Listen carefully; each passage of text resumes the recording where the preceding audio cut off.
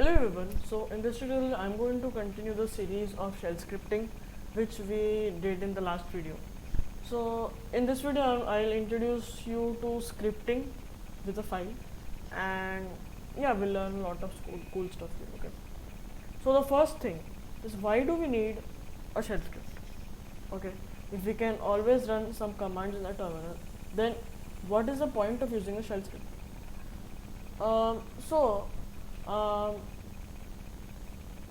So what is the point of using the shell script? So what we can do is, for showing you the importance, is there is a command called hstop, which shows some basic, some basic system processes and stuff like that. Okay. So what we can do is, if we just run hstop from my run launcher, as you can see, nothing will happen. This error will not come for you. But if you try to run using a run launcher, it will do it. But if you have a desktop environment which already has something configured, then it will run it. But if you have followed my installation, if you run dmenu and then type hstop, it will not, after you have installed hstop, of course. Okay. So yeah, to change that, what we can do is we can just do this. So I use the terminal xfc 4-terminal. Okay, we can do that, and then -e and then hstop. This will run hstop here, but this is a pretty long command, and what we can do for that is just type a new binary, not a binary but a script, and then do it in keep it in a path, and then just rename it to, let's say, hstop open, something like that, and it will run it, and you will get your hstop in front of you. Those are some things that can be done. Okay. So yeah, you can find your use cases as time goes, and yeah, that can be pretty useful. So let's start by doing things. Okay. The first thing we'll talk about is the shebang. What is the shebang? Shebang is basically the first line, this line. Okay. Okay. Yeah, if you want to follow along, you can just open a text editor and then rename it to whatever name you want, .sh. Okay. .sh is not required, it will just give you some syntax highlighting. Okay. So yeah, what does shebang do is, shebang basically tells the computer to use which binary to run this program. This may sound confusing. So there is this binary /bin/sh, which is the shell's binary. Okay. So we are telling the computer to run this file using the shell binary. Basically, run this shell script with that binary. Okay. So if we do this, it will run it using the sh binary. If we change this to, let's say, /user/bin/python3, it will run this using the Python binary. We don't want that, but you can always write some Python code in here and it will run it. Okay, you can try those out. For now, we'll just stick to /bin/sh. Okay. Yeah. Next one is the echo command. What does the echo command do? Basically, if you have followed my Python tutorials, my first video was about the hello world file. So this echo command is the same thing as the print command. If you have not followed it, the echo command basically prints something on the screen. Okay, not print via the printer. It will just output something on the screen. Okay. Next one is the comments. Comments are basically lines of text in your code which is not considered as code. Basically, you can just add some notes. Basically, let's say I have a variable. Okay, I will talk about this later. So you will notice the use case of a comment afterwards. Okay. So yeah, I'll show you an example for that. Okay. Next step are variables. What are variables? Variables are basically, you can imagine them as containers which can contain data, which also has a name tag on it, in which you can write the name of the variable or the container. Okay. Basically, let's say you have a container of sugar. Okay. It contains sugar in it, and then you can also name the container, for ease of use. Let's say sugar. Okay. So you can basically imagine variables as a container which stores data, which also has a name tag on it. Okay. To declare a variable, all you have to do is you can just give the name of the variable. Give whatever you want. Let's say my name is equal to, okay, and then the value. Value can be a lot of different type. First one is integers. You can just type the integer you want. Second one is strings or text. What you can do is type 2 double quotes and then type whatever you want. This is some text or string. Text is also known as string in programming. Okay. Yeah.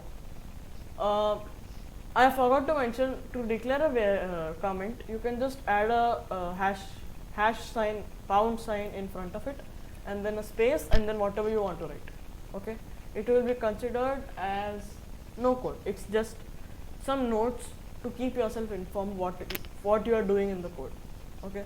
Basically, if you want to write, let's say, to-dos, or you just want to maintain the list of what you want to do in the code. These can be pretty useful.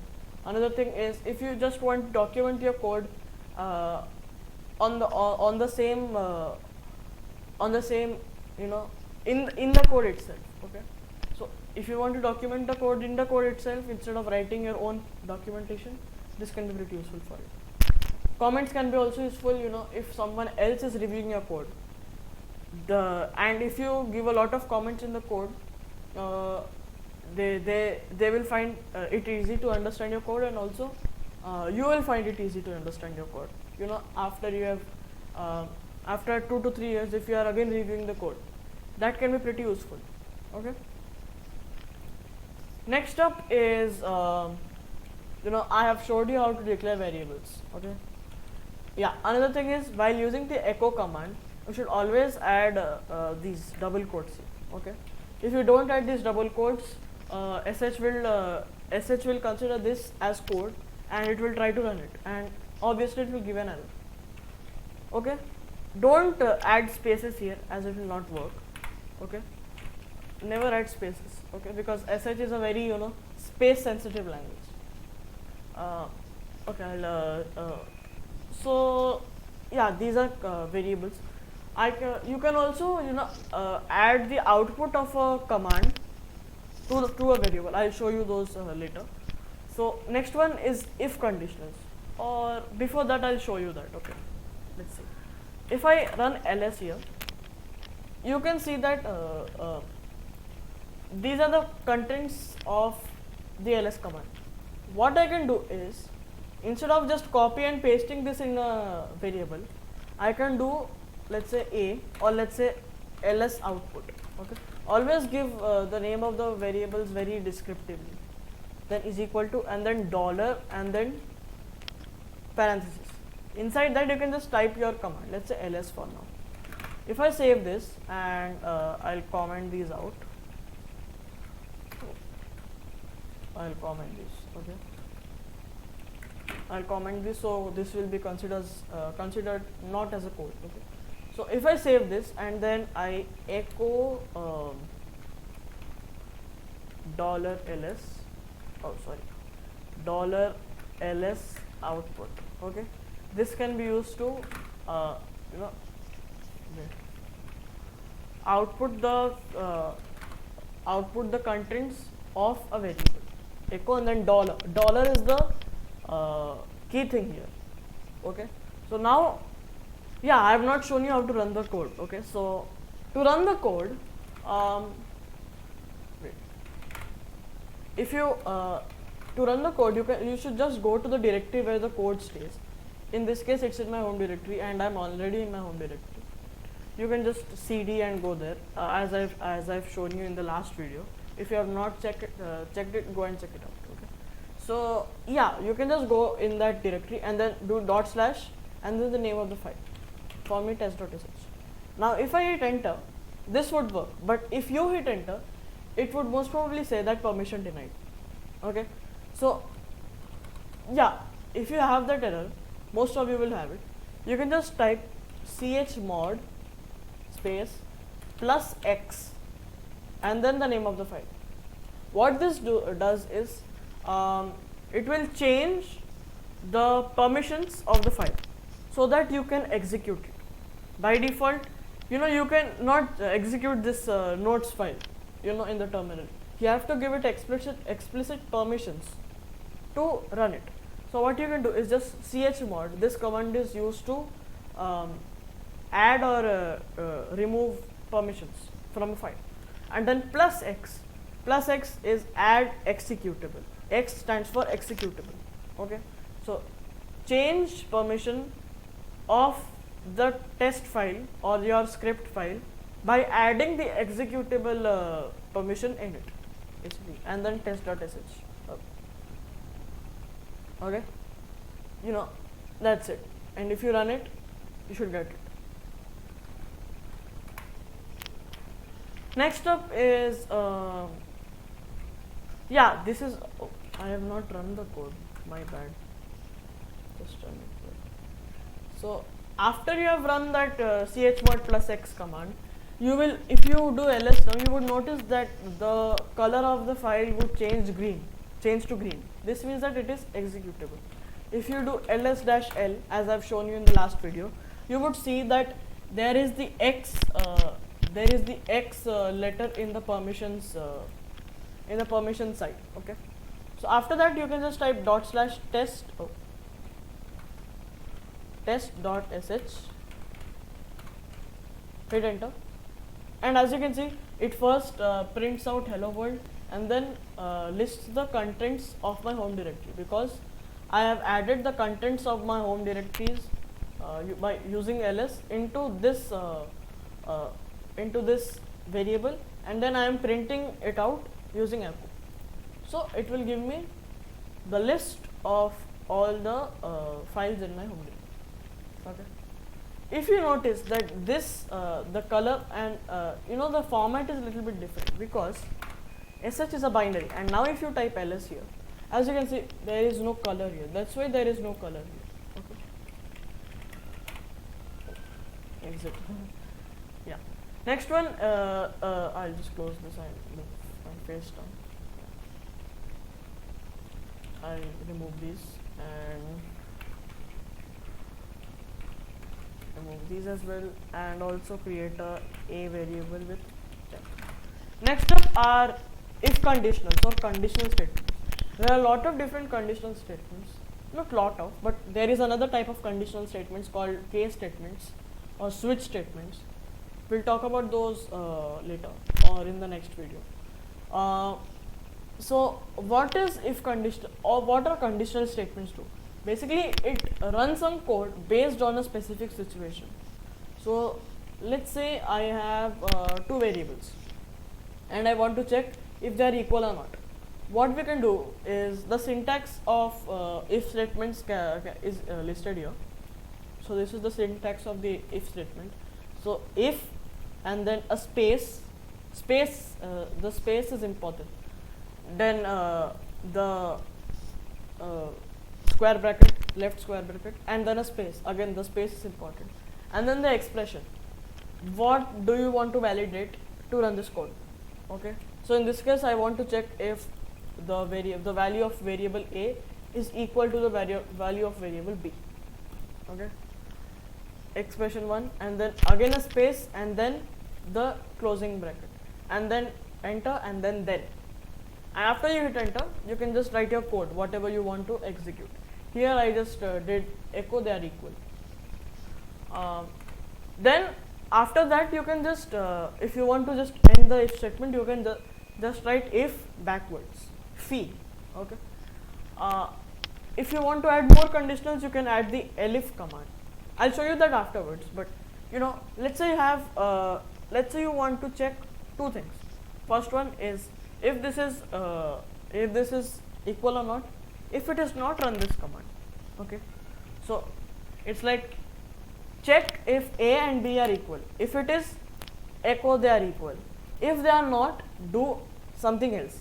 To do that, what you can do is you can just type, I'm looking at here, you can just type else, okay, and then space or hit enter, because else is like, it's the last scenario.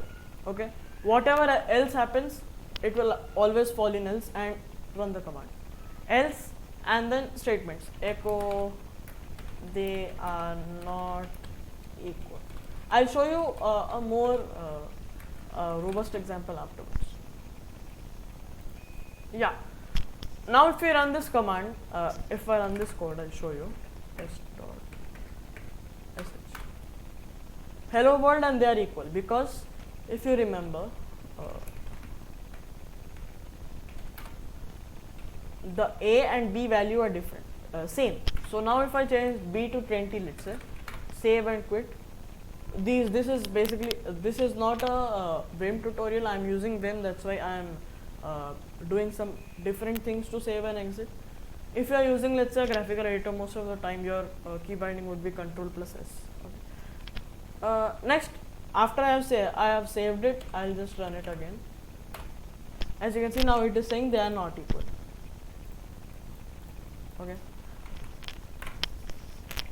Next one is elif. What is elif is? Elif is basically, if you remember that if has a explicit expression in it. If this is equal, then only it will run this. If you want to add more if conditions, you cannot just do this again. If you do this again, it's an error. It will give you an error. So it's like elif stands for else if. Okay, so it's like if this condition is true, do this. Else, if this condition is true, do this. Again else, if this condition is true, do this, and so on. You can add how many of them you want. And then last, if anything is not true, then do this. Simple. Yeah. What you can do to add an elif statement, you can just type elif and then space and then this, the left square bracket and the right square bracket, and then add spaces in between, and then you can add the expression. I'll just say if $a is equal to 5 something, and then space and then enter, and then and then hit enter, and then what do you want to execute? Let's say echo the value of A is 5. Save. Okay, and now if you run this, let's run this. It is still saying they are not equal because we have not changed the value. If I go in here and change the A's value to 5, and now run this, the value of A is 5. Cool. Yeah, and that's how you can use condition statements. You can go more in depth in it. I am just showing some introduction of it. Next one, if you want to use strings instead of numbers, let's say I change, let's say I remove this condition. Okay, I remove this condition, and then what I do is I want to, let's say, compare two strings. Let's say one is, let's say, candy, and the another one is, let's say, chocolate. Okay, I don't know why this highlighted here. I'll change this to, let's say, candy once again. Simple. And I want to add something in between to to compare these. So to compare two strings, you can always use the is equal to thing and it will run. You can also use the is equal to if you are familiar with different programming languages. Most of the programming languages, in fact all of the programming languages, I'm not sure about that, You know, most of the programming languages have in conditionals the is equal to condition as 2 is equal to, because a single is equal to is used to declare variables. 2 is equal to, and then instead of 1 square brackets you need to have 2 square brackets, and this would work. You can always test it out.